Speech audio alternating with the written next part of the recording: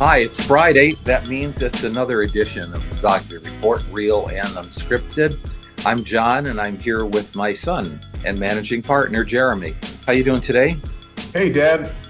Doing pretty good. How about you? Good, thanks. I thought we ought to jump into the elephant in the room because we really haven't talked about Gaza very much, and Oh, it obviously is a huge issue, both politically, existentially, let's say, and morally. And so, let me give you my take first. Number one, it is a political issue because it is having an impact. If you want to know how much, ask the thousands that are out in the streets. We're just going to focus on the United States for now. But the thousands of progressives, young men and women of color, liberals, even suburban moms who are are very disturbed about what they see in Gaza, and what they see. The reality is people being huddled in a forced way into pockets where they're supposed to be safe and they're not safe. Bombing continues, justified by the Israeli government and defense forces as well. We're looking for Hamas, and it's not our fault that Hamas is hiding behind civilians. But the fact of the matter is that the video is all too real for a number of Americans. And so we find three polls out this week, Gallup and Pew and somebody else, all indicating that a majority of U.S. voters now feel that Israel has gone too far. Now, that's something, because we've never seen any numbers like that where majorities are critical or ready to denounce Israel. At the same time, as we hope we're sharing with our viewers and listeners, it goes beyond the overall voters, because it goes to Democrats that include a lot of progressives, a lot of non-whites, a lot of people who are disenchanted with the Biden administration, with the Democrats, for a number of reasons. And this is, maybe a step too far. But at the same time, it's also one of those things that creates disillusionment among swing voters, independent voters as well, because independents in those Gallup and Pew polls were, well, also a majority were likely to feel that Israel has gone too far. So, in a couple of minutes, what's going on here? This is not a brand new issue, and for those who find themselves in the streets, those who find themselves voting uncommitted in a Democratic primary, those who find themselves just completely disenchanted by this. This is mainly a new generation, millennials and Gen Z, who have not been brought up exclusively in the legend of Israel, the movie and novel Exodus, the heroic Israelis who transformed Jews who transformed devastation during the Holocaust into a new promised land. Rather, these are people who, younger folks who have grown up with an Israel that has been at war, that has not been heroic necessarily, and who folks who are sensitive to the daily treatment of Palestinians. They see a different Israel than the Israel of we baby boomers and even Gen Z, who can recall back in the 60s, and 70s. And so Gen X. Sorry. Gen X, I'm sorry. Thanks for the correction. And so, in essence, this is a new battleground, shall we say, for Israel, who is not selling its myth and legend as easily as before. For Palestinians, who, in many ways, have never really been able to get their case out before the American people, and whose spokespeople have been barred from entering the U.S. to be able to make public speeches and public talks, and for voters who for the first time see this issue as really one of the top and one of the pivotal issues, and something that can really hurt Joe Biden and the Democrats' chances come November. So it's a whole different playing field. What do you think? I think you summed it up perfectly. And all I can do is just try to fill in a little bit. To your point about the emerging view of Israel versus what was the norm, what was well established. I read, and I've brought this up in the past, but I read a startling, I would say, fact that a regime tends to have a life. Now, when I say a regime tends to have a life of about 3 generations, that doesn't mean the regime collapses, although it can collapse. But like the eclipse, no pun intended, this is a slow process. What are the mechanics and dynamics behind that? So first of all, the whole world right now has been in the post-war regime, a world order that we now see breaking apart. But Israel, also established in the post-war in 48, it's been about 3 generations since the founding. And the United States and Israel have a close relationship. So what I'm going to do is I'm going to analyze that. Why is it that about 3 generations you start to see these regimes come apart? And it's because, and you've talked about this before as well, once you get to the 3rd generation, and each generation is about 20, 25 years. Once you get to the 3rd generation, they just can't have, by nature of growing apart from being distant or removed 70 years, they don't have the same values and the same outlook as a founding generation once had.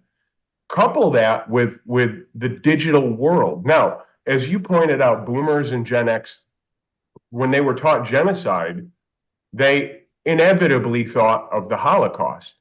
Well, since about the 90s, young kids in school have been learning about Rwanda. They've been learning about, some of them get to college and they learn about East Timor. They learn about the Khmer Rouge and Cambodia. And so what they start to realize, and this has been happening among millennials and Gen Z, is that genocide is a massive problem, and we've seen it too much in the 20th century and now in the 21st century. And when you start to see something that looks like it, you're going to hate it inevitably. And so what's going on now is we are in the midst of Israel losing the PR war and a whole new outlook on what's going on because of some of the footage that has been shared on social media platforms. I'm talking about, we've all seen, or many of us have seen, the images of it appears to be younger people on their way home being incinerated. What appears to be images of people run over by tanks and just bodies, right, in the earth, run over by tanks, and Palestinians with their cell phones capturing this. The horrific images that we've seen of the soldiers who, after fighting in war, were taking photos, basically mocking their victims. Soldiers in cribs holding the toys of what once was a young Palestinian child. And some people will say, "'Tis the casualties of the war." Well, remember, in Vietnam, the public war was lost once we saw the famous image of a girl running naked down the street, sprayed in napalm. Remember, in the Gulf War, the PR war was lost once the leak happened of all the footages of Iraqi people being tortured in the most gruesome ways in various prisons. And so, coupled with the dynamics of this, we're in the third generation and fourth generation since the founding of Israel. And what I'm seeing now, and my analysis is just what I'm seeing, it's not what I'm making up.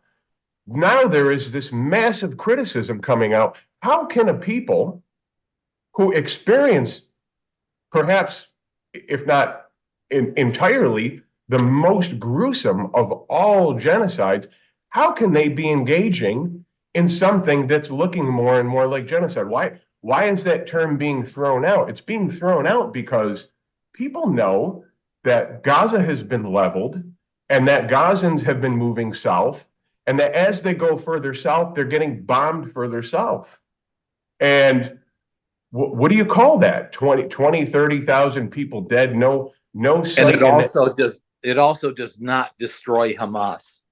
Just as Yeah. we recruited the Viet Cong every time we used napalm and Agent Orange, we helped recruit the Viet Cong. The same thing is happening within Gaza now, rallying around that one force, albeit a very corrupt and not a force that you want to emulate, but Hamas is the one that is standing up, and that's very sad and ironic. Yeah, and so now voters are getting more and more of the story. They're seeing more Israeli citizens are getting fed up with this war. Where more people are remembering, hey, just before October, just months before, Israel itself was basically in a civil war, right? Mhm. Netanyahu did some quote unquote reform of judicial reform, which basically said, hey, let's have the politicians in power. Let's move aside the courts. A mass abuse of power. And so, but it's not just that. There's other dynamics at play. Why are suburban moms and independents and people of all different cohorts and backgrounds not siding with Israel? Because the other fact of the matter is, between Ukraine and Israel, we're talking billions and billions and billions of dollars of support. And those are two geopolitical hotspots that, when set off, bring the whole world into war. Now, I'm going to say this. People say, are we amiss? Are we looking at World War III? I would actually, unfortunately, say we're already in World War III. We just haven't had the Franz Ferdinand or the Pearl Harbor moment yet. But billions and billions of dollars are going over to that war and to the Ukraine war. Meanwhile, people and their standard of living is dwindling, and our infrastructure is dated. And is it really any surprise that people are going to say, I think that money should probably be repatriated because I don't want blood on my hands. I Mhm. also don't want the world to go into a global war because, look, with Israel bombing now Lebanon, and now having bombed the consulate in Syria, and what they and then killing a bombing a general, an Iranian general. Now we're really looking down the barrel of the Third World War. And what happens when the Strait of Hormuz closes? Because that's all Iran has to do. What happens when the Red Sea closes? That's the economic impact. But we need to be very careful here. And I'll just close by saying, what is Netanyahu thinking by holding the world hostage? That's a very good point. One can argue that he's trapped in an old Cold War mentality, just like Joe Biden is, for that matter. Or one can think that, like Donald Trump, the longer he can stay in office and longer he can get back to office, in Trump's case, the less chances there are that he'll go behind bars. And I'm talking about Netanyahu as well as Trump. Real brief point, because there's so much to talk about, but I want to call attention to two books that I have found very enlightening. One is, in fact, The New Enlightenment by Steven Pinker. I'm a big fan, and I am because it reminds me that the march of humanity and the march of history is going forward. and that we are getting better. We're getting less violent. We're getting more humane.